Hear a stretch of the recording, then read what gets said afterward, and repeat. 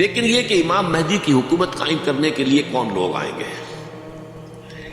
عرب جو ہے وہ اندر سے کھوکھلے ہو چکے ہیں، عیاشی میں، دولت میں، پیسے میں، دولت، پیسہ، عیاشی، اس کی وجہ سے کھوکھلے ہو چکے۔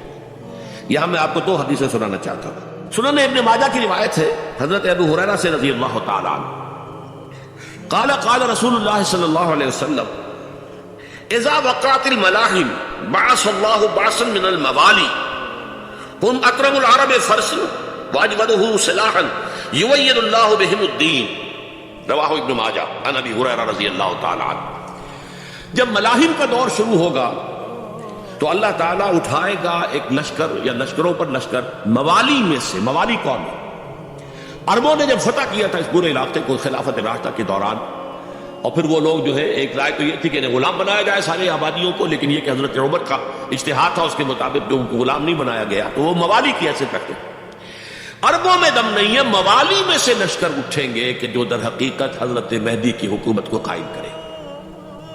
دوسری حدیث سنیے، عن عبداللہ بن الحارث رضی اللہ تعالی عنہ، اور یہ ابن ماجہ کی روایت ہے، قال قال رسول اللہ صلی اللہ علیہ وسلم یخرج ناس من المشرق فیوطئون للمہدی علی سلطانہ، لشکر نکلیں گے، لوگ آئیں گے مشرق سے، اور وہ حضرت مہدی کی حکومت کو جمائیں گے اور قائم کریں گے۔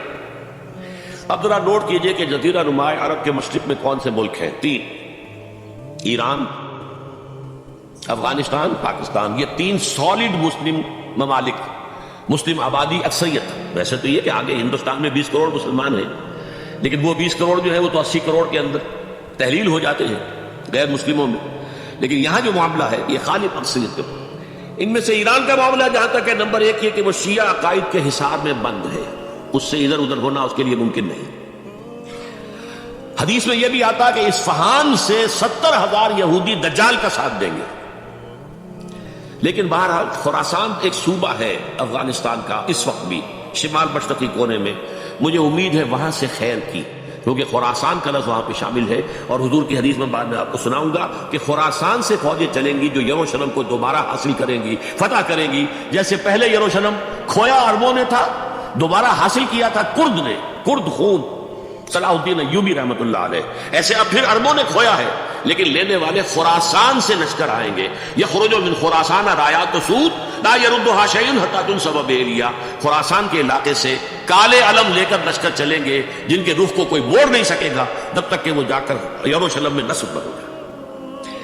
اس کے بعد نام آتا ہے پاکستان کا۔ یہ ہے میری اور آپ کی داستان، اور یہ ہے سبب جس کی وجہ سے کہ میں آپ سے یہ گفتگو کر رہا ہوں۔ اصل میں تو کس لیے؟ محض ایک علمی استفادہ، محض اپنی بات آراء کو ظاہر کرنے کا شوق نہیں، بلکہ یہ کہ اپنی ذمہ داری ہم پہچانے کہ ہم کس مقام پر کھڑے ہیں۔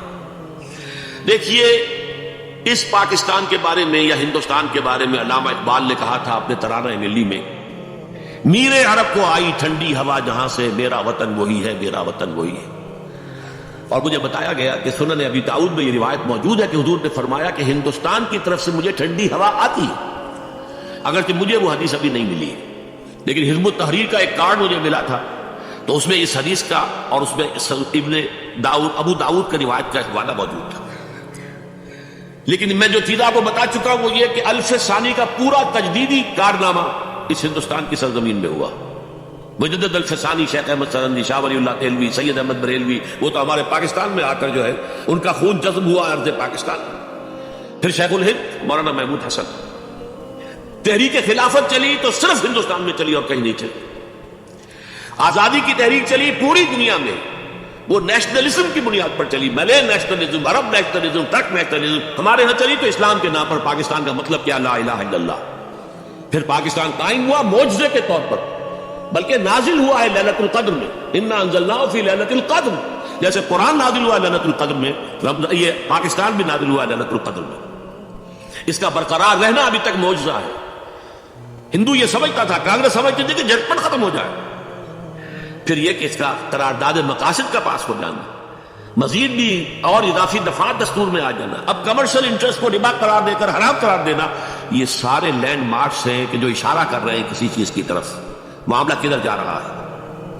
پھر یہ کہ یہ جو 14ویں صدی کے مجدد تھے شیخ الہند، اس کے بعد سے کچھ ایسی شخصیتیں عظیم پیدا ہوئی ہیں ہند میں جن کو میں سمجھتا ہوں کہ 14ویں صدی کے مجدد اور 15ویں صدی کے مجدد کے درمیان یہ 15ویں صدی کے مجدد کی راہ کو سیدھا کرنے والے، جیسے کہ حضرت یحییٰ نے کہا تھا میں تو آنے والے کا راستہ سیدھا کر رہا ہوں حضرت عیسیٰ کے لیے، ایسے ہی 15ویں صدی کے لیے امام مہدی کے لیے راستہ صاف کرنے والے سب سے پہلے علامہ اقبال، جنہوں نے اسلام کا تصور دین کی حیثیت سے دوبارہ زندہ کیا ہے، ورنہ اسلام ایک مذہب کی شکل اختیار کر چکا تھا۔ پھر مولانا مودودی، مولانا ابوالکلام آزاد حکومت الہیہ کے نعرے کے ساتھ میدان میں آئے۔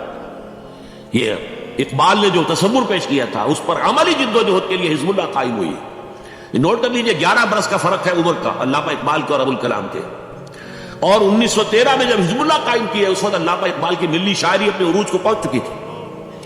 پھر یہ کہ علامہ اقبال کے بعد تعبیل جو ہے اس کام کی وہ ابوالکلام نے کی، لیکن روایتی علماء نے کی شدید مخالفت کی وجہ سے وہ بدل ہو کر چھوڑ گئے، کانگریس میں شامل ہو گئے، بساط جو ہے حزب اللہ کی انہوں نے لپیٹ دی۔ پھر مولانا مودودی آئے، انہوں نے وہ ڈور جو ہے اس کا سرا تھاما، جماعت اسلامی قائم کی حکومت الہیہ ہی کے قیام کے لیے۔ اگرچہ میرے نزدیک یہ کہ وہ انتخابی اور ایک قومی سیاست کی ایک جماعت بن کر پاکستان میں جو ہے دلدل میں پھنس گئی ہے، اب ہم اس کی کوشش کر رہے ہیں تنظیم اسلامی اور یہ تحریک خلافت جس کے تحت یہ جلسہ ہو رہا ہے، یہ ساری چیزیں وہ ہیں کہ آپ کو سوائے پاکستان کے اور کہیں نہیں ملے گی پوری دنیا میں۔ معلوم ہوتا ہے کہ پاکستان کو بہت بڑا رول پلے کرنا ہے اس میں، اور اس کے ساتھ اب جمع کر لیجئے افغانستان کی عمارت افغانستان، اسلامی عمارت افغانستان قائم ہو چکی ہے۔ یہ پچھلے 20 سالوں میں جو کچھ وہاں ہوتا رہا ہے اس سے پہلے تصور نہیں ہو سکتا تھا۔ علامہ اقبال کے فرزند بھی دیکھ کر آئے ہیں، تو اگرچہ وہ خود میں سمجھتا ہوں کہ خاصے انہیں آپ لبرل کہے، آزاد خیال کہے، لیکن اس درجے متاثر ہو کر آئے تھے کہ انہوں نے یہ کہا افغانستان میں جو میں نے حالات دیکھے ہیں کہ اگر 2-4 اور مسلمان ملکوں کے اندر یہ نظام قائم ہو جائے تو پوری دنیا مسلمان ہو جائے گی۔ یہ سب کچھ کیسے ہو رہا ہے؟ یہ آنے والے دور کی جھلکیاں ہیں۔ Coming events are casting their shadows before. یہ سب بتا رہے ہیں کہ پاکستان افغانستان کو مل کر اس میں کوئی عظیم رول پلے کرنا، اور اس کے ضمن میں اب میں علامہ اقبال کے بارے میں آخری بات کہہ رہا ہوں۔ علامہ اقبال کے بارے میں عام یہ خیال ہے، انہوں نے اپنے خطبات میں مہدی کا اور نزول مسیح کا، حالانکہ میں کل پڑھ رہا تھا مولانا سعید احمد اکبر آبادی رحمۃ اللہ علیہ کا ایک مقالہ ان کا کہ علامہ اقبال نے ابن خلدون کے بارے میں یہ کہا ہے کہ مہدی کا اور نزول عیسیٰ کا دونوں کا انہوں نے انکار کیا ہے، حالانکہ ابن خلدون نے نزول عیسیٰ کا انکار نہیں کیا، صرف مہدی کا انکار کیا ہے۔ بہرحال علامہ اقبال نے خطبات میں انکار کیا ہے، لیکن یہ کہ اپنی شاعری کے اندر میں چیلنج کرتا ہوں کسی بڑے سے بڑے اقبال شناس کو، ان کا یہ شعر ذرا سنیے۔ خضر وقت از خلوت دشت حجاز آید برو، کارواں زی وادی دور و دراز آید برو۔ خضر وقت، امام وقت، رہنمائے وقت، قائد وقت، خلوت دشت حجاز، حجاز کی صحرا کی کسی خلوت گزینی سے نکل کر باہر آئیں گے۔ میں حیران ہوتا ہوں علامہ کے اس فکر پر اور اس مصرے پر۔ یہاں انہوں نے شیعہ اور سنی دونوں کے کانسیپٹ جمع کر دیے۔ شیعہ کا کانسیپٹ یہ چھپے ہوئے کسی غار میں وہاں سے برآمد ہوں گے، اور ہمارا کانسیپٹ میں ام سلمہ رضی اللہ تعالیٰ عنہ کی حدیث سنا چکا، چھپے ہوئے ہوں گے وہ وہاں پر، مدینے سے نکل کر آ کر مکے میں چھپ جائیں گے۔ اس خانہ جنگی کی حالت میں لوگ ان کی طرف دیکھ رہے ہوں گے، سوچتے ہوں گے انہیں میدان میں آنا چاہیے، کوئی پارٹ پلے کرنا چاہیے، امت کی رہنمائی کرنی چاہیے، لیکن وہ چھپیں گے، وہ کارے ہوں گے، وہ اس ذمہ داری کو قبول نہیں کرنا چاہیں گے، جا کے چھپ جائیں گے مکے میں، وہاں سے مکے والے انہیں نکالیں گے، اور وہ کارے ہوں گے، انہیں بالکل یہ پسند نہیں ہوگا کہ یہ ذمہ داری اٹھائیں۔ تو خضر وقت خلوت دشت حجاز آیت برو، کارواں زی وادی دور و دراز آیت برو۔ کارواں جو چلے گا ان کی مدد کے لیے اس وادی دور و دراز، اس زی عظیم وادی دور و دراز، یہ وادی سندھ ہے۔ وادی سندھ جو ہے ہم سمجھتے ہیں کہ صرف یہ پاکستان اور پنجاب جو ہے یہ اس میں شامل ہے، سندھ اور پنجاب نہیں، افغانستان کا پورا مشرقی علاقہ اس میں شامل ہے۔ جیسے دریائے جیلم سندھ میں جا رہا ہے، جیسے دریائے گلگت سندھ میں آ کر ملتا ہے، جیسے دریائے چناب اور راوی اور جیلم اور یہ سب جا رہے ہیں اور آ رہے ہیں، اسی طرح دریائے کابل کہاں سے آ رہا ہے، دریائے گومل کہاں سے آ رہا ہے، ٹوچی کہاں سے آ رہا ہے، یہ سارا جو ہے ڈرین جو ہو رہا ہے ایسٹرن جو ہے پارٹ آف افغانستان، یہ سب وادی ہے۔ اس وادی کے یہ دو حصے ہیں، ایک حصہ جو ہے یہ ادھر پاکستان میں ہے اور اسی وادی کا دوسرا حصہ جو ہے وہ افغانستان میں ہے۔ کارواں زی وادی دور و دراز آیت پر، کارواں چلے گا یہاں سے، یخرج الناس من المشرق یؤتون للمہدی یعنی سلطان ہی، مشرق سے فوجیں چلیں گی کہ جو مہدی کی حکومت قائم کریں گی، اور یخرج من خراسان رایات و سود، اور خراسان سے سیاہ پرچم چلیں گے کہ جن کا رخ کوئی موڑ نہیں سکے گا، حتیٰ تنصب بیلیا، یہاں تک کہ وہ جا کر یروشلم کے اندر نصب ہو جائے۔ حضرات، میں ایک میری گفتگو کا حصہ باقی تھا لیکن میں اسے چھوڑ رہا ہوں، اس لیے کہ گلوبلائزیشن جو اس کی ہوگی، جو خلافت علی منہاج النبوہ کی تجدید کامل حضرت مہدی کے ہاتھوں عرب میں ہوگی، اس سے پہلے اس کے لیے محنت، کوشش، جد و جہد پاکستان اور افغانستان میں ہو چکی ہوگی جو اسے سپورٹ کرے گی اور وہاں جا کر حکومت قائم کرے گی۔ اس کے بعد گلوبلائزیشن کا جو مرحلہ اس کا ہے وہ حضرت مہدی کے ہاتھوں نہیں ہے، وہ حضرت عیسیٰ ابن مریم ان کے نزول کے بعد ہے، جن کے نزول کے بعد دجال کا خاتمہ ہوگا اور یہودیوں کا استحصال ہوگا۔ مسلمانوں پر بھی بڑی تکالیف عربوں پر آئیں گی، شدائد آئیں گے، لیکن یہ وہ میں حصہ ملتوی رکھتا ہوں کسی دوسری محفلوں، کسی دوسری مجلس اور نشست پر۔ اب میں آپ کو ذرا اس جو انسانوں میں سے انسان دشمنی کا جن کا سب سے بڑا رول ہے، میں ان کی 2000 سالہ تاریخ کا آپ کے سامنے نقشہ رکھنا چاہتا ہوں۔ ان 1400 سال کا تو میں نے صرف 4 آپ کو پوائنٹس بتائے۔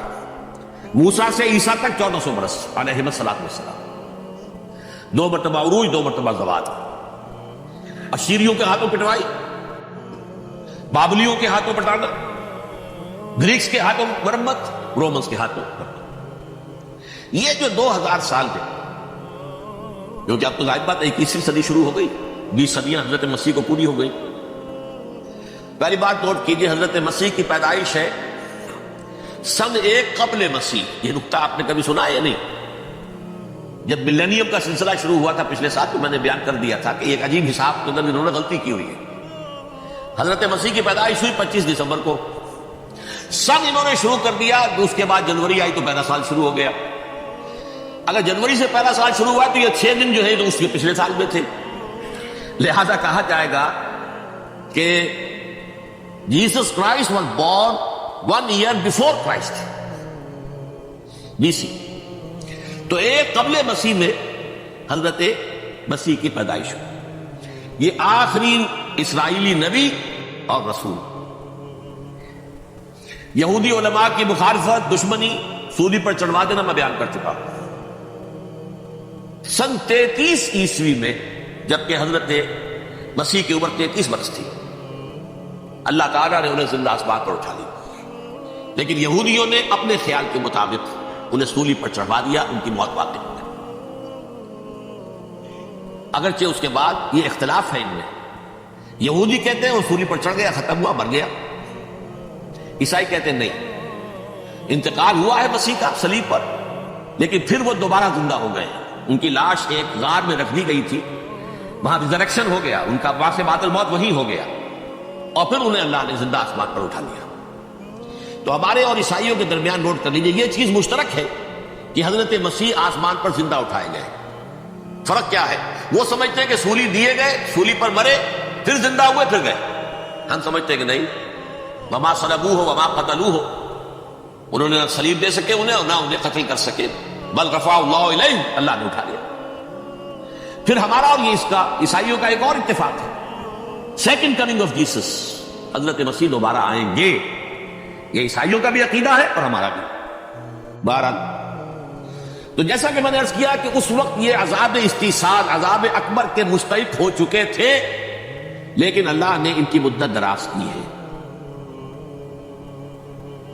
لیکن ان پر دنیاوی عذاب کا ایک کوڑا جو ہے اللہ تعالیٰ کی طرف سے اسی وقت برسا۔ دنیاوی عذاب دنیا میں رہتے ہوئے ختم نہیں کیا۔ 37 برس بعد حضرت مسیح کے رفع سماوی کے 37 برس بعد سن 70 میں یہودیوں نے بغاوت کی رومیوں کے خلاف، رومی ٹائٹس جنرل تھا ایک، اس نے پھر جو حملہ کیا ہے، 1,33,000 یہودی ایک دن میں قتل کیا یروشلم، اور ہیکل سلیمانی گرا دیا۔ وہ ہیکل پہلے بھی گرا تھا، پہلے 1400 سال کے دوران میں بھی نبوکدنضر نے گرایا تھا، لیکن پھر اس کے 150 سال بعد انہوں نے دوبارہ بنا لیا تھا، اس لیے وہ اسے سیکنڈ ٹیمپل کہتے ہیں۔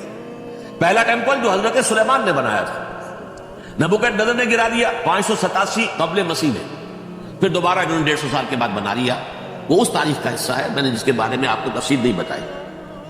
اس میں یہ ہوا سن 70 میں وہ گرا دیا گیا, وہ آج تک گرا پڑا ہوا ہے. نمبر 2 یہ کہہ دیا گیا کہ یہودیوں اس ارض فلسطین سے نکل جاؤ, تم یہاں نہیں رہ سکتے. لہذا جس کا جہاں سینگ سمایا چلا گیا. یورپ میں چلے گئے, ایشیا میں آ گئے, عرب میں آ گئے. یہ 3 قبیلے جو رات کی میں نے عرض کیا تھا, بنو قینقاع, بنو نذیر اور بنو قریظہ, یہ وہاں سے آ کے مدینے میں آباد ہو گئے. جس کا جہاں سینگ سمایا, افریقہ میں, ہندوستان میں, جہاں چلے گئے. ڈایاسپورا اسے کہتے ہیں, وہ آپ نوٹ کر لیجیے اس لفظ کو, ڈایاسپورا. ہمارا دور انتشار, جبکہ ہمیں ہماری اصل سرزمین تو فلسطین ہے. حضرت ابراہیم کا مسکن, حضرت اسحاق, حضرت یعقوب کا مسکن فلسطین, یہ ہے ہماری اصل جاگیر. یہ تو ہماری جدی پشتی جاگیر ہے. لیکن یہاں سے نکال دیے گئے سن 70 عیسوی میں, اور وہاں سے لے کے 1917 تک ان کا ڈایاسپورا جاری رہا. یہ دور انتشار. اس دور انتشار کے چند حصے ہیں جس کو میں چاہتا ہوں کہ آپ علیحدہ علیحدہ سمجھ لیں. دور انتشار کا جو پہلا جو ہے تقریباً 300 برس, رومی حکمران تھے. وہ یہودیوں کے بھی دشمن تھے اور عیسائیوں کے بھی دشمن تھے. عیسائی اور یہودی ایک دوسرے کے بھی دشمن تھے. لیکن رومی سمجھتے تھے کہ یہ ایک ہی تھیلی کے چٹے بٹے ہیں. رومیوں کے نزدیک عیسائی بھی یہودیوں ہی کا ایک فرقہ تھے, کوئی علیحدہ مذہب تو تھا ہی نہیں. لہذا رومی جو ہیں, رومنز, وہ ان دونوں کو ستاتے تھے, مارتے تھے, اور یہ آپس میں لڑتے تھے. یہودی عیسائیوں کو مارتے تھے, عیسائی یہودیوں کو مارتے تھے. یہ ہے 300 برس تک کی تاریخ. سن 300 عیسوی میں کیا ہوا, ایک معجزہ ہو گیا. بہت عظیم ایمپرر کانسٹینٹائن, قسطنطین اعظم, رومن ایمپررز میں سے بہت بڑا ایمپرر, وہ عیسائی ہو گئے. اب تو معاملہ بالکل تلپٹ ہو گیا. پوری سلطنت عیسائی ہو گئی. اب عیسائیوں کی عیش ہو گئی اور یہودیوں پہ مار پڑنی شروع ہوئی. اب عیسائیوں کا آپ خود سوچئے کہ جنہیں وہ خدا بنا بیٹھے ہیں, خدا کا بیٹا قرار دے رہے ہیں, ان کے قاتل کون؟ یہودی بدماش. لہذا ان کی وہ پٹائی شروع ہوئی ہے یورپ میں. پوری رومن امپائر انہیں ذلیل کیا گیا. شہروں میں آمد بند, علیحدہ رہو, گھیٹوز کے اندر رہو. یہودی کا نام جو ہے وہ گالی بن گیا, جسے آج بھی یہودی گالی کہتے ہیں, جیسے خنزیر کا نام. وہ بھی اللہ کی مخلوق ہے, لیکن آپ کو معلوم ہے کوئی شخص زبان پہ نام نہیں لانا چاہتا خنزیر کا, سور کا. ہے تو مخلوق, وہ بھی ایک حیوان ہے. ایسے ہی ہے یہودی, یہودی کا جیو جیو. لہذا ایک طرف تو ان دونوں کے درمیان دشمنی, جس کو قرآن کہتا ہے وَأَغْرَيْنَا بَيْنَهُمُ الْعَدَاوَةَ وَالْبَغْضَاءَ, ہم نے ان کے مابین دشمنی جو ہے پیدا کر دیا. اور جب یہ پوری سلطنت عیسائی ہو گئی تو قافیہ تنگ ہو گیا یہودیوں کا. اب آئیے 571 عیسوی, یعنی جبکہ ڈایاسپورا کو کتنا عرصہ ہو چکا تھا, 500 برس. سن 70 سے شروع ہو رہا ڈایاسپورا, جب ٹائٹس نے گرایا ہے ہیکل کو اور نکال باہر کیا انہیں فلسطین سے, بھاگ جاؤ, یہاں ایک یہودی بھی نہیں رہے گا, فلسطین سے نکال دیے. اس کے پورے 500 برس بعد سن 571 عیسوی میں حضور کی پیدائش ہوئی, ولادت باسعادت محمد رسول اللہ صلی اللہ علیہ وسلم. 610 میں آپ پر وحی کا آغاز ہوا. لیکن حضور کے ساتھ ان کا معاملہ کیا رہا؟ اول تو جبکہ حضور ابھی مکے ہی میں تھے, یہودیوں نے ریشہ دوانیاں شروع کر دی حضور کے خلاف. قریش مکہ کو سکھاتے تھے, پڑھاتے تھے, ان سے یہ پوچھو, ان سے یہ پوچھو, یہ اس طرح تنگ کرو, ان سے یہ امتحان دو. یہ آپ کے علم میں ہے. سورہ بنی اسرائیل میں, سورہ کہف میں وہ سوالات, جو امتحانی سوالات آئے تھے, ذوالقرنین کون تھا, اصحاب کہف کون تھے, تم رسول بنے پھرتے ہو تو بتاؤ, اور یہ روح کی حقیقت کیا بتاؤ. یہ ساری ریشہ دوانیاں کر رہے تھے بیٹھے ہوئے ابھی وہیں پر. حضور ابھی پہنچے بھی نہیں. ہجرت فرما کر حضور تشریف لے آئے تو حضور نے, جسے ماسٹر سٹروک کہا جائے گا, یعنی اسٹیٹس مین شپ کا ماسٹر سٹروک, آپ نے مدینے میں آتے یہودیوں کے ساتھ پیکٹ کر لیا, جوائنٹ ڈیفنس پیکٹ آف مدینہ, کہ اگر مکے والے ہم پر حملہ کریں گے تو ہم مل جل کر ایک قوم کی حیثیت سے مقابلہ کریں گے. یہ میثاق مدینہ کہلاتا ہے, جس کے بہت غلط معنی پہنائے جا رہے ہیں آج کل. بہرحال میں موضوع میرا چونکہ یہ نہیں, میں ادھر نہیں جاؤں گا. لیکن ہوا کیا, ہر مرتبہ یہ خیانت کے مرتکب ہوئے، ان نے جو عہد کیے تھے ان سے پھرے، اندر ہی اندر سازش ریشہ دوانی، حضور کی بدترین دشمنی۔ سورہ نساء کی آیت نمبر 12 میں 14 میں 13 میں فرمایا ہے لا تزال تطلع علی خائنۃ منہم، اے نبی ہمیشہ آپ کے علم میں ان کی طرف سے خیانتیں، بدیانتیاں آتی رہیں گی، اور بار بار وہ مسلسل جنگ کی آگ بھڑکاتے تھے۔ قریش کو دعوت دیتے آؤ آؤ آؤ ہم اندر سے بغاوت کر دیں گے، تم آؤ تو صحیح، ختم کریں محمد کو اور اہل ایمان کو صلی اللہ علیہ وسلم رضی اللہ تعالی عنہ اجمعین۔ لیکن پھر جب وہ آتے تھے تو یہ دبک جاتے تھے، ان میں ہمت نہیں تھی، میدان کے مرد نہیں رہے تھے۔ یہ سورہ حشر میں ان کا نقشہ کھینچا گیا ہے، کھلے میدان میں مقابلے کی اس کے اندر صلاحیت ہی نہیں ہے۔ یہ تو فصیلوں کے پیچھے سے، جیسے عورتیں کہیں دیہات میں لڑائی ہوتی ہے تو مرد جو ہے گلیوں میں لڑتے ہیں، عورتیں اوپر سے پتھر پھینکتی ہیں، بس وہ کام یہ کر سکتے تھے۔ من ورائے جدو، فصیلوں کے پیچھے سے، جنگ میں میدان میں نہیں آ سکتے۔ بہرحال قرآن مجید میں ہے یہ سورہ مائدہ کی آیت نمبر 64 کلما اوقدوا نارا للحرب اطفاها اللہ، اکثر و بیشتر مواقع پر تو یہ جب آگ بھڑکاتے تھے جنگ کی، اللہ اسے بجھا دیتا تھا۔ لیکن بہرحال اس کے باوجود جنگیں ہوئی، غزوہ بدر، غزوہ احد ہوئی کہ یہ ساری اس اصل شرارت میں، اور اس کے نتیجے میں حدود نے پھر ایک ایک کر کے 3 قبیلوں کو سزا دی۔ غزوہ بدر کے فوراً بعد بنو قینقاع نکالے گئے مدینے سے، غزوہ احد کے فوراً بعد بنو نذیر نکالے گئے، اور غزوہ احزاب کے بعد بنو قریظہ نکال دیے۔ یہ تو میں نے آپ کے سامنے رکھ دیا صرف حضور کے زمانے میں ان کا کیا رویہ رہا۔ دشمن، رات بھی ہم نے وہ آیت پڑھی تھی لَتَجِدَنَّ أَشَدَّ النَّاسِ عَدَاوَةً لِلَّذِينَ آمَنُوا الْيَهُودُ وَالَّذِينَ أَشْرَكُوا، اہل ایمان کی دشمنی میں شدید ترین تم پاؤ گے یہودیوں کو اور مشرکین۔ مشرکین بھی بعد میں ہے، پہلے یہود۔ حضور کے بعد کیا ہوا اب یہ نوٹ کیجئے، یہ ان کی تاریخ کا دوسرا دور۔ حضرت عمر رضی اللہ تعالیٰ عنہ کا عہد خلافت ہے، بیت المقدس کا محاصرہ کیا گیا، فصیل بڑی اونچی، شہر اندر سے سیلف سفیشنٹ، حملے کا راستہ کوئی نہیں، محاصرہ طول کھینچ رہا ہے، لیکن ان کے پاس رسد بھی موجود ہے، پانی بھی موجود ہے، وہ دروازے بند کر کے بیٹھے ہوئے۔ بالآخر اللہ تعالیٰ کی مشیت کا دور کیسے ہوا، ان کے کچھ علماء آئے فصیل پر، کہا دیکھو مسلمانوں تم قیامت تک بھی یہاں پڑے رہو گے محاصرہ کر کے، ہمارا یہ شہر فتح نہیں ہوگا۔ ہاں ایک درویش بادشاہ کے ہاتھوں یہ شہر فتح ہونا ہے، لیکن تمہارے اندر ہمیں وہ نظر نہیں آ رہا۔ ابو عبیدہ بن الجراح رضی اللہ تعالی عنہ امین هذه الامہ، ان کا فوراً ذہن گیا وہ درویش بادشاہ مدینے میں بیٹھا ہوا ہے عمر رضی اللہ عنہ۔ اب ایک اور عمر بھی ہے جو قندار میں بیٹھا ہے، نقشہ وہی ہے، سادگی کی حد تک نقشہ وہی، بالکل وہی، اپنی آنکھوں سے دیکھا وہی سا۔ عمر اول، عمر ثانی سے عمر بن عبد العزیز، اب ایک اللہ کے فضل سے اللہ تعالیٰ ایدہ اللہ بنصرتہ، اللہ تعالیٰ ان کی نصرت فرمائے، دشمنوں کو ان کے مقابلے میں نیست و نابود کرے۔ انہوں نے ریکویسٹ بھیج دی کہ حضور تشریف لائیے، یہ شہر فتح ہو جائے۔ وہ ہے سفر تاریخی، اتنا طویل سفر، تقریباً 700 میل، ایک اونٹ، ایک خادم، ایک منزل پہ امیر المومنین اوپر بیٹھے، خادم آگے چل رہا ہے، اگلی منزل پہ خادم اوپر بیٹھا ہے، امیر المومنین آگے جا رہا ہے۔ اور جب پہنچے ہیں تو وہ باری تھی خادم کی، انہیں ہاتھ جوڑ دیا حضور خطاب کے لیے، تم کیا کہیں گے لوگ، وہ میرا برا حال کر دیں گے، تمہیں شرم نہیں آئی، امیر المومنین پیدل آگے چل رہے ہیں، نکیل پکڑ کر، تم بیٹھے ہو اوپر براج مارو۔ حضرت عمر فرمایا دوڑو دوڑو، نہیں باری تمہاری، بیٹھ۔ اس حال میں پہنچے، اور پھر یہ کہ ابو عبیدہ بن الجراح آئے ہیں، استقبال کیا تو دیکھا ہے اس حال میں چلے آ رہے ہیں عمر، نکیل پکڑے ہوئے چلے آ رہے ہیں، اور کہتے ہیں کہ کہیں کیچڑ ویچڑ تھا، جوتے خراب ہو گئے تو وہ بھی اتار کے ہاتھ میں پکڑے ہوئے، کپڑے تو تھے ہی پڑے ہوئے۔ انہوں نے کہا کہ حضرت ابو عبیدہ نے، دیکھیے یہ بڑا متمدن ملک ہے، بڑا مہذب علاقہ ہے یہ، آپ ذرا حلیہ اپنا دوست فرما دے تب جا کے پیش ہم آپ کو کریں گے۔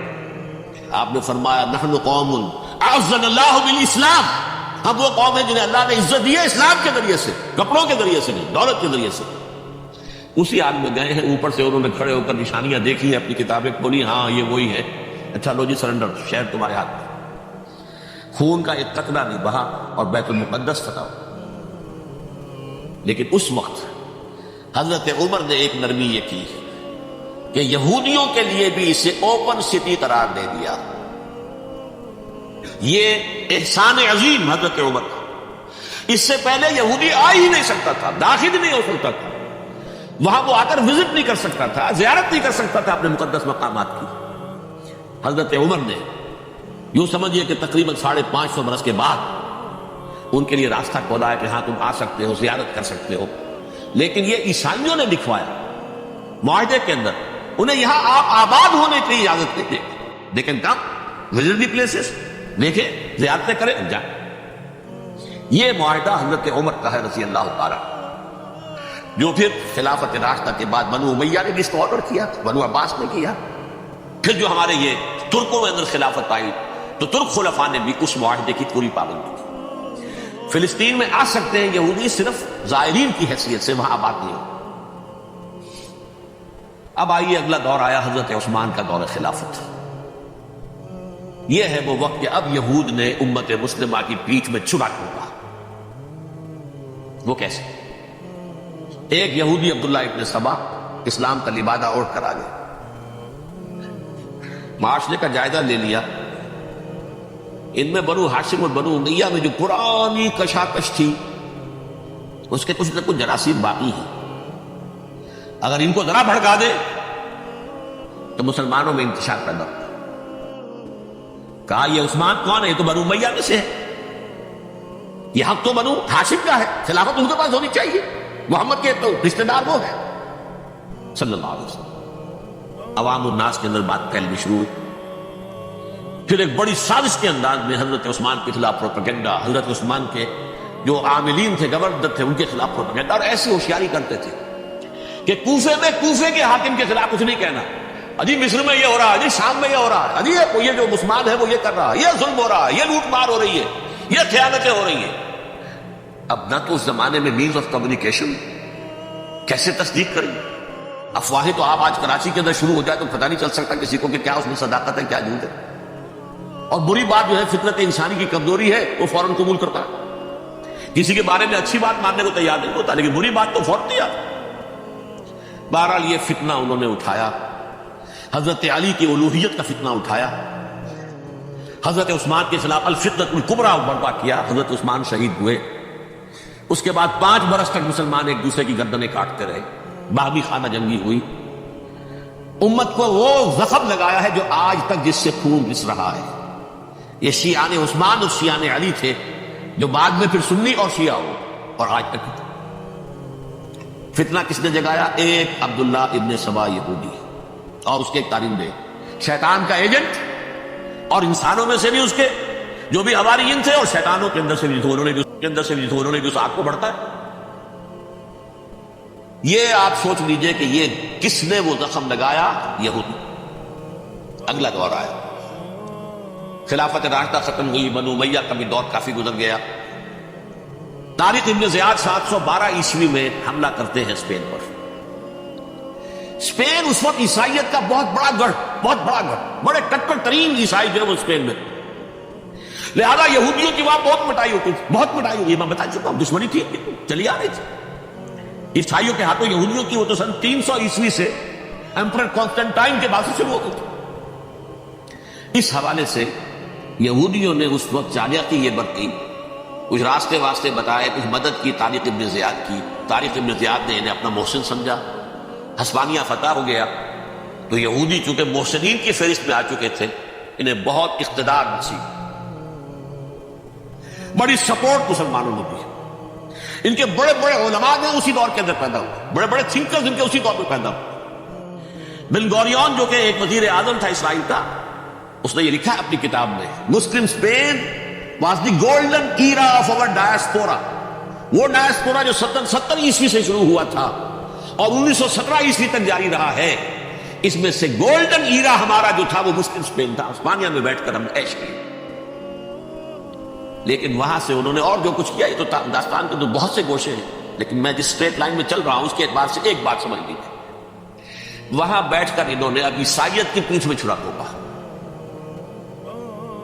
پروٹیسٹنٹ مذہب پیدا کیا، تقسیم کر دیا، جیسے شیعہ سنی کی تقسیم، عبداللہ ابن سبا، رومن کیتھولک اور پروٹیسٹنٹ کی تقسیم، یہودی علماء۔ ہوتا کیا تھا، ہسپانیہ کی یونیورسٹیاں ہیں، کارڈووا میں ہے، ٹولیڈو میں ہے، گریناڈا میں ہے، غرناطہ، قرطبہ، تولیتلا، اور وہاں آتے تھے لوگ، فرانس سے چلے آ رہے ہیں نوجوان پڑھنے کے لیے، جرمنی سے چلے آ رہے ہیں، اٹلی سے چلے آ رہے ہیں، تین ہی ملک قریب ترین پڑھتے ہیں سینٹرل جو یورپ کے ہیں۔ یہاں پر جو ہے وہ اسلام جو نور پھیلا رہا تھا اس سے بھی مستفیض ہوئے، جہالت کے جو ہے پردے ان کے وہ چھٹے، اس کے ساتھ ہی وہ یہودی وہاں ان کے اندر جو جراثیم داخل کر رہے تھے وہ اس عیسائیت کے خلاف بغاوت، جو اس وقت دنیا میں عیسائیت اس وقت تھی، پوپ کا راج تھا دنیا میں اس وقت، یورپ میں جو عیسائیت تھی اس میں ایک طرف بادشاہ تھے، لیکن بادشاہوں کی حیثیت وہاں پر یوں سمجھ لیجئے کٹ پتلیوں کی تھی، اصل قوت پوپ کے ہاتھ میں تھی۔ اور پوپ کو انہوں نے جیسے قرآن نے کہا اتخذوا احبارہم ورہبانہم اربابا من دون اللہ، کیونکہ سینٹ پال نے شریعت موسوی ساقط کر دی تھی تو اب شریعت تھی ہی نہیں، پوپ کو اختیار تھا جس چیز کو چاہے حلال قرار دے دے، جس چیز کو چاہے حرام قرار دے۔ اتخذوا احبارہم ورہبانہم اربابا من دون اللہ۔ انہوں نے کہا تھا کہ پوپ کس بلا کا نام ہے، یہ بھی انسان ہے، بات تو ٹھیک تھی نا، اصل حیثیت تو کتاب کی ہونی چاہیے، ڈیوائن بک، دی ریویلڈ اسکرپچر، لہذا یہ کتاب ہر شخص پڑھ سکتا ہے، کوئی پوپ کے باپ کو جو ہے کوئی اس کے لیے پروپرائٹری رائٹس تو نہیں ہے کہ صرف پوپ پڑھ سکتا ہے یا پادری پڑھ سکتے ہیں، ہم بھی پڑھ سکتے ہیں، ہم بھی سمجھ سکتے ہیں۔ یہ باتیں تھی کہ جن کو بڑھا چڑھا کر بیان کر کے اور پوپ کا اقتدار ختم کرا دیا اور توجہ مرکوز کر دی بائبل کی طرف۔ اب بائبل میں بڑا حصہ تو اولڈ ٹیسٹمنٹ کا ہے، نتیجہ کیا ہوا، یہود کی عظمت پروٹیسٹنٹس کے نزدیک مسلم ہو گئی۔ اصل قوم تو یہ ہے، وہ دشمنی بدلی کہ نہیں بدلی، موسیٰ کے امتی یہ ہے، تورات موسیٰ کو دی گئی، ابراہیم کی نسل یہ ہے، لہذا وہ جو دشمنی تھی، جو عداوت تھی کہ ہمارے خدا کو سولی چڑھانے والے ہیں یہ بدماش، اس کا ازالہ ہوا اس پروٹیسٹنٹ مذہب کے نتیجے میں۔ یہ میں اب آپ کو بتاتا ہوں کہ ایک نتیجہ وہ نکلا ہے جسے برٹرنڈ رسل نے بیان کیا ہے، اس کی کتاب ہے ان پریز آف آئیڈلنس، صفحہ 108۔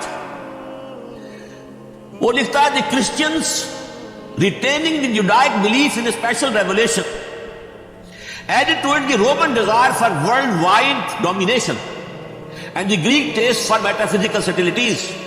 The combination produced the most fiercely persecuting religion that the world has yet known.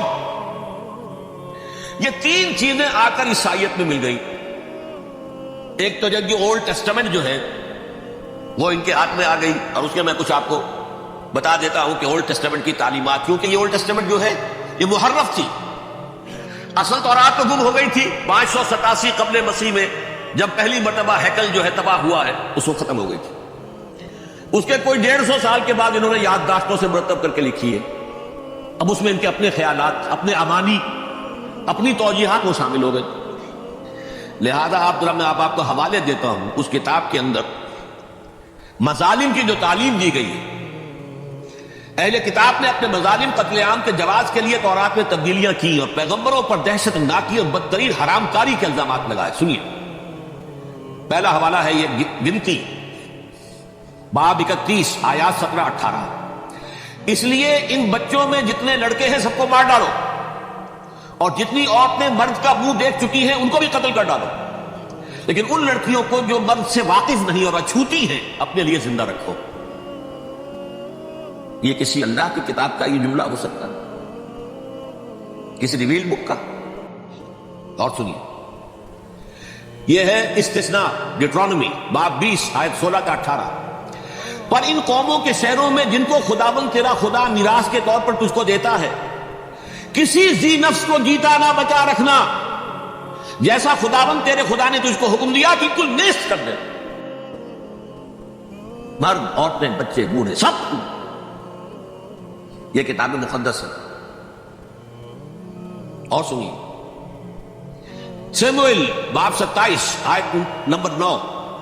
اور داؤد نے اس سرزمین کو تباہ کر ڈالا اور عورت مرد کسی کو جیتا نہ چھوڑا. نمبر 4 ان سب آباد شہروں کو ماں عورتوں اور بچوں کے بالکل نابود کر ڈالا. کتاب استثناء باب 3 آیت 6. یہ ہے جو کہہ رہا ہے برٹرینڈ رسل. کرسچینٹی میں آ کر یہ 3 چیزیں شامل ہو گئی. ایک تو یہ باربیرین یہ تعلیم جو ہے اور یہ مذہب کے نام پہ تعلیم, یہ کتاب مقدس کی تعلیم. نمبر 2 رومنز کے اندر جو ایک تمنا تھی ورلڈ ڈومینیشن کی وہ عیسائیت کے اندر آ گئی. اس لیے کہ پوری رومن امپائر جو ہے عیسائی ہو گئی, اسے وراثت کے اندر ورلڈ ڈومینیشن کی جو ایک تمنا تھی وہ مل گئی. اور پھر یہ کہ انہوں نے جو توہمات تھے یونانیوں کے ان کو بھی اپنے ہاں مختلف شکلوں کے اندر جمع کر لیا. ان 3 چیزوں کا the combination produced the most fiercely persecuting religion that the world has yet known. اس کے نتیجے میں دنیا میں تاریخ انسانیت کے اندر جو بدترین خوخار ترین مذہب ہو سکتا ہے وہ شکل عیسائیت نے اختیار کی. اور اس کا مظہر عدم کیا تھا نوٹ کیجئے. صلیبی جنگیں. ایک بار ٹائم ٹیبل کے اعتبار سے نوٹ کر لیجئے گا. فرسٹ ملینیم ختم ہوا, سیکنڈ شروع ہوا. ان کے 1000 سال ختم ہوئے تو 11ویں صدی میں سیکنڈ ملینیم شروع ہوا تو پہلی صلیبی جنگیں ہوئی. لاکھوں مسلمان قتل کیے. صرف یروشلم کے اندر اتنا خون بہایا کہ خود ان کے ہسٹورینز لکھتے ہیں کہ جب ان صلیبیوں نے جب گھوڑوں کے ساتھ وہ چل رہے تھے گلیوں میں تو ان کے گھوڑوں کے گھٹنوں تک خون کی ندی بہ رہی تھی. جہاں سے گزرے ختم کرتے چلے گئے, آبادیاں کی آبادیاں ختم. اگرچہ اس کروسیڈ میں گیہوں کے ساتھ گھن بھی پسا, یہودی بھی بہت مارے گئے. یہ فرانس سے جرمنی سے جب یہ کروسیڈرز آ رہے تھے 3000 میل کا سفر طے کر کے آئے تھے. سوچیے سے اربن ثانی پوپ جو تھا آگ لگا دی تھی اس نے پورے یورپ کے اندر. شرم سے ڈوب مرو, تمہارے مقدس علاقے مسلمانوں کے ہاتھ میں. انفیڈنس, یہ کافر, یہ منکر, یہ ملحد. مسیح جہاں پیدا ہوا, مسیح کو جہاں سولی دی گئی وہ کہاں ہے؟ ان کے ہاتھ میں. وہ آگ لگائی ہے 3000 میل کا فاصلہ طے کر کے یہ نوٹوں میں آئی ہے اور جو تباہی مچائی ہے تاریخ انسانی میں ایسی بربریت کی کوئی مثال. اور یہ ان کے اپنے ہسٹورینز لکھتے ہیں اس شرم کے بارے. ایسے محسوس ہوتا ہے جیسے ان کی گردنیں جھکی جا رہی لکھتے ہیں. اگرچہ بھٹکے ہوئے ہیں لیکن کبھی بھولی ہوئی منزل بھی یاد آتی ہے راہی کو, اور بھٹکے ہوئے آہو کو پھر سوئے حرم لے چل. اس کی ضرورت ہے مسلمان کو پھر اس کا مقصد یاد دلایا جائے. پاکستان اس لیے نہیں بنایا گیا تھا کہ ہمارے ہاں ٹاٹے اور برلے نہیں تھے تو ہمارے پاس اس کے بھی باپ وجود میں آ جائے, اس لیے تو نہیں بنایا گیا تھا. پاکستان اس لیے نہیں بنایا گیا تھا کہ جاگیرداروں کی جاگیرداریاں محفوظ ہو جائیں. پاکستان اس لیے تو نہیں بنایا گیا تھا. اور یہ کہ نمازیں اور مسجدیں تعمیر ہو جائیں, مسجدیں تو امریکہ میں تعمیر ہو رہی ہیں عالی شان سے عالی شان, اس لیے پاکستان نہیں بنا تھا. آج بھی مسلمان, میں معذرت سے عرض کر رہا ہوں مولانا سے, آج بھی بھارتی مسلمان کی ایوریج نمازی ہونے کے اعتبار سے پاکستانی مسلمان سے کہیں بہتر. آج بھی برقع نظر آ جائے گا تو ہندوستان میں نظر آ جائے گا. میں نے اپنی آنکھوں پہ 71 سال پہلے جب مکہ مسجد حیدرآباد دکن میں 3 دن مسلسل میری تقریریں ہوئی ہیں, 10,000 مرد اور 5,000 خواتین, اور ان میں سے کوئی بغیر برقعے کے نہیں. ایک سیلاب نظر آ رہا تھا برقعوں کا کہ جب جلسہ ختم ہوا ہے رات کے 12 بجے 3 دن تک متواتر. یہاں کہاں نظر آئے گا برقع آپ کو؟ یہاں تو جس کے بعد 2 پیسے ہو گئے اس نے سب سے پہلے برقع اٹھا کے پھینک دیے. معلوم اچھی طرح سمجھ لیجئے یہ چیزیں تو وہاں زیادہ ہیں یہاں کی نسبت. اصل ضرورت تھی کہ یہاں اس نظام کو قائم کیا جائے, وہ نظام عدل اجتماعی ہو جس میں حریت ہو, اس میں عام آدمی بھی خلیفہ وقت کو ٹوک سکے. یہ کرتا کیسے بن گیا؟ ایک خاتون بھی کھڑی ہو کر دامن پکڑ لے, عمر تمہیں کیا حق ہے کہ ہمارے مہر کے اوپر پابندی لگا رہے ہو, جبکہ اللہ نے نہیں لگائی. اللہ قرآن میں قنطارہ کا لفظ استعمال کر رہا ہے. ڈھیروں سونا دے دے کوئی شخص اپنی بیوی کو مہر کے اندر, طلاق دیتے وقت اس میں سے کچھ نہیں لے سکتا. آپ کون ہوتے ہیں ہمارے حق کے اوپر پابندی لگانے والے؟ اور عمر نے کہا آج ایک بڑھیا نے وہ اب عمر کو دین سکھایا, آرڈیننس واپس. حضرت سعد بن ابی وقاص رضی اللہ تعالی عنہ جو فاتح ایران تھے, وہ گورنر ایسے ہی نہیں بن گئے تھے ریوڑیاں بٹی ہو گورنر ہی مل گئی ہو, وہ تو خود فاتح تھے ایران کے, اس لیے گورنر. صرف ایک پرچہ پہنچا ہے بارگاہ خلافت میں, حضرت عمر فاروق کے پاس انفارمیشن آئی سعد نے اپنے گھر کے باہر ڈیوڑی بنا لی ہے اور ایک دربان کھڑا کر دیا ہے. حضرت بلال کو بھیجا ہے رکا دے کر, اور یہ حکم تھا کہ بلال پہلے تو جاتے ہی ڈیوڑی میں آگ لگا دینا، پھر یہ رقعہ دینا میرا. اور رقعے میں لکھا ہوا تھا اے سعد، لوگوں کو ان کی باؤں میں عذاب چڑھا تھا، تم نے انہیں اپنا غلام کب سے بنا لیا ہے؟ یہ دربان کھڑے کر دیا اپنے آگے.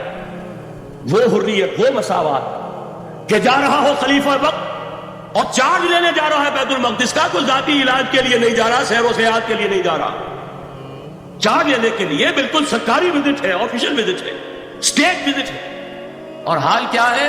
700 میل کا فاصلہ طے کرنا اور ایک اٹھنی، کوئی انٹوریج نہیں، کوئی خدم و حشم نہیں، کوئی جمبو جٹ بھرے ہوئے نہیں، کچھ نہیں، ایک اونٹنی ایک خادم.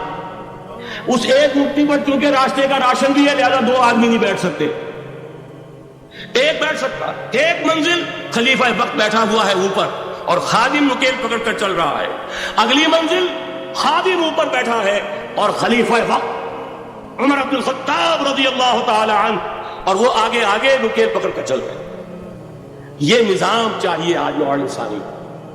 اس کے انتظار میں، اس کی تلاش میں نوع انسانی نے کتنے تجربے کر لیے، کیسی چھلانگیں لگائی، ملوکیت ختم کی، آسمان سے گرا کھجور میں اٹکا، جمہوریت آئی نام نہاد، لیکن وہ سرمایہ دارانہ نظام بن کر آگے سے بڑھ کر لعنت بن گئی. پہلے جاگیردار مسلط تھا، اب سرمایہ دار کارخانے دار مسلط ہو گیا.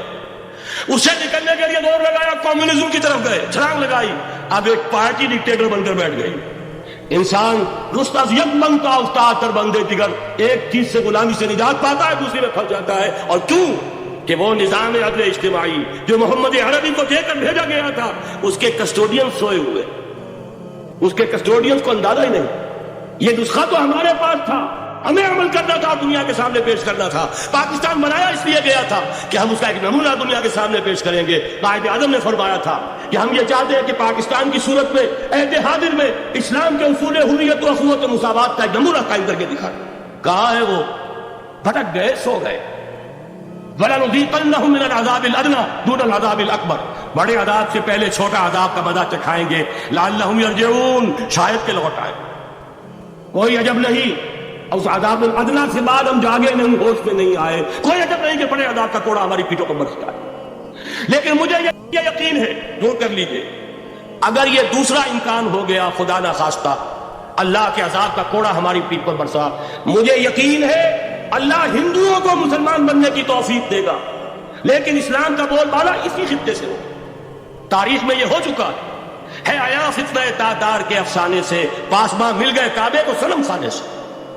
تاتاریوں کے ہاتھوں کروڑوں مسلمان قتل ہوئے، لیکن اسلام نے تاتاریوں کو فتح کر لیا. اور پھر اسلام کا مسلمانوں کا دوسرا دور عروج انہی تاتاریوں کی مختلف شاخوں کے تحت ہوا. وہ تاتاری ہی تو تھے، وہ سارے ہورس، ٹرکش ہورس، ترکان تیموری، ترکان صفوی، ترکان سلجوقی، ترکان عثمانی، وہی تو اسٹاک تو وہی ہے. آیا فتنہ تاتار کے افسانے سے پاسباں مل گئے کعبے کو صنم خانے سے، اس لیے کہ حضور نے فرمایا مشرق سے ہوگا، یہاں سے فوجیں چلے گی. تو کوئی عجب نہیں. بہرحال یہ 2 امکانات ہیں، لیکن اس کا فیصلہ تیرے ہاتھوں میں ہے، دل یا بدن. سیدھی سیدھی بات. اگر تو اب بھی ہم ٹھیک ہو جائیں، جاگ جائے، ہوش میں آ جائے اور میں یونس کی طرح توبہ کر لے، تو بغیر عذاب کے کوڑے کے رحمت خداوندی ہم پر سایہ کرے گی.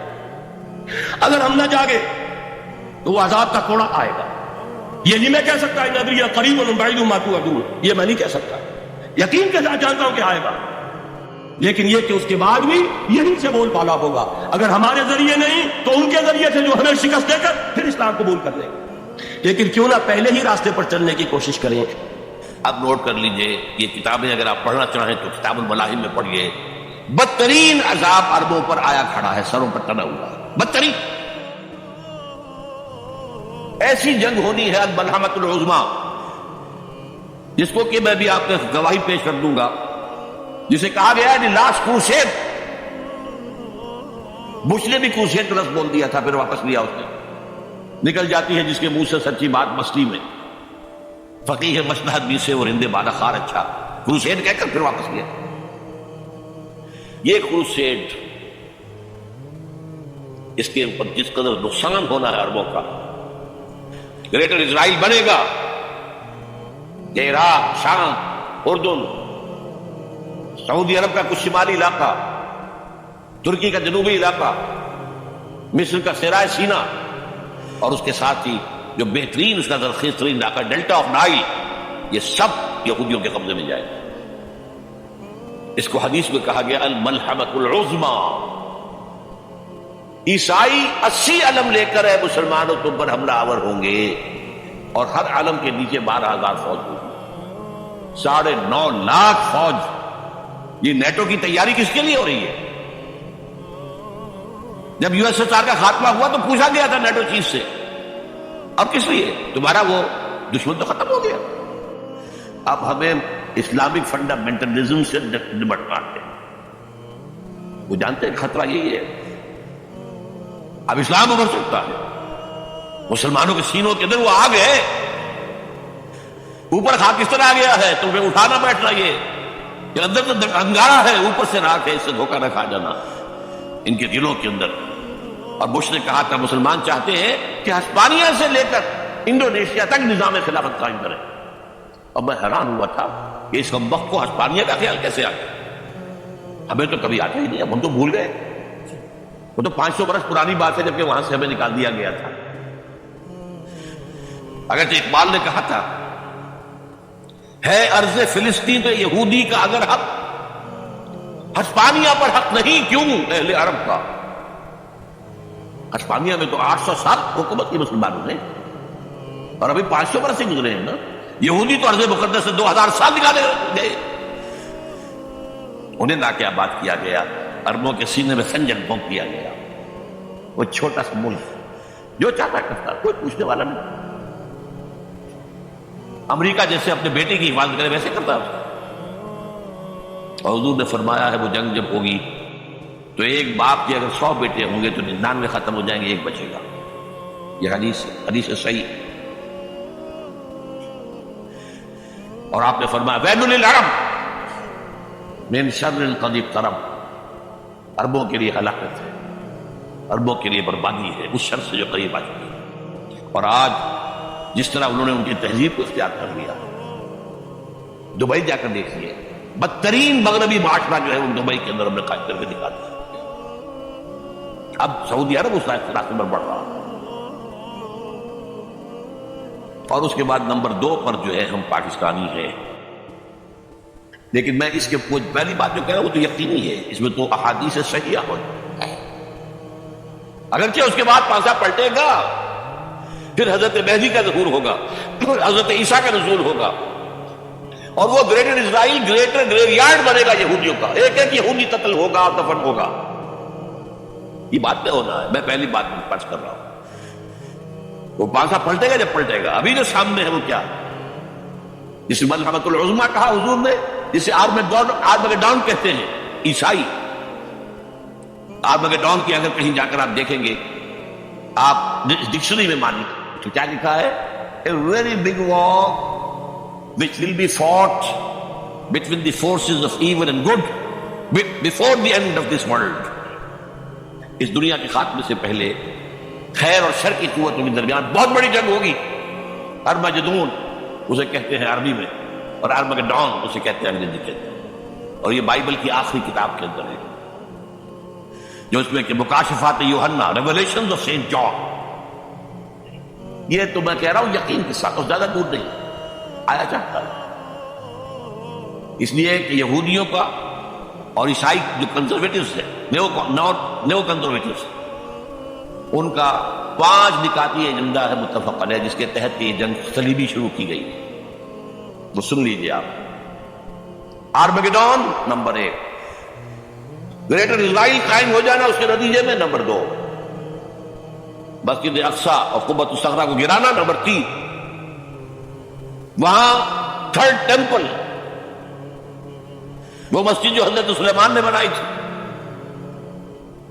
1000 قبل مسیح میں، پھر برباد کی تھی نیبوکدنیزر نے، دوبارہ بنائی گئی، پھر دوبارہ ختم ہوئی 70 عیسوی اور تک گری پڑی، ان کا خانہ کعبہ گرا ہوا ہے 70 عیسوی سے لے کر آج تک۔